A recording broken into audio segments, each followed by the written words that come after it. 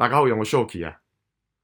今集繼續做2017年 N4 嘅 Past Paper， 繼續做讀解。大家首先將個畫面暫停一陣，睇睇呢篇讀解嘅內容先。好啦，睇埋條問題啊。好，我依家解呢篇嘅讀解咯。公園の入り口にこの知らせがあります。喺公園嘅入口嗰度啊，有呢一張嘅通告。呢一張咧係連咗喺公園嘅入口嗰度嘅一張嘅通告啊。個標題就係公園で遊ぶときの注意，喺公園玩嘅時候嘅注意事項。有3點，我逐點講。第一點，公園が開いている時間は午前6時から午後9時です。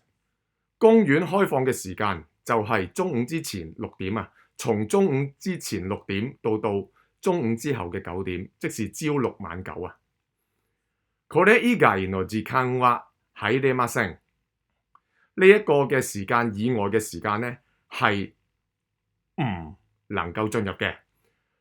呢個動詞嘅基本形係入る，自動詞進入。個入字讀入れません。第二點，自転車やオートバイは公園の入り口に止めてください。解乜嘢啊？單車啦，電單車咧就請停喺公園嘅門口。中に入れてはいけません。係唔可以咧放入去、泊入去入邊嘅。呢一個入字讀い，基本形係入れる，大家一定要搞清楚。呢一個基本形係入る，呢個基本形係入れる，唔同嘅，個發音唔同啊。好，第3，公園の中で次のことをしてはいけません。喺公園嘅入邊啊，就唔可以做以下嘅事項啊嘅事啊。こと啊，好，有2點，邊2點啊？ボールを使って遊ぶこと，解乜嘢啊？用球類啊，用個波啊嚟玩嘅事啊，你唔可以做嘅。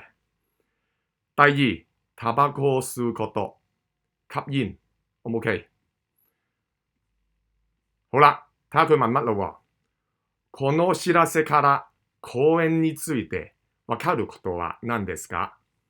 從呢一篇嘅通知嗰度嚇，咁就係關於公園而明白嘅事係乜嘢呢？咁樣應該係邊一個係答案啊？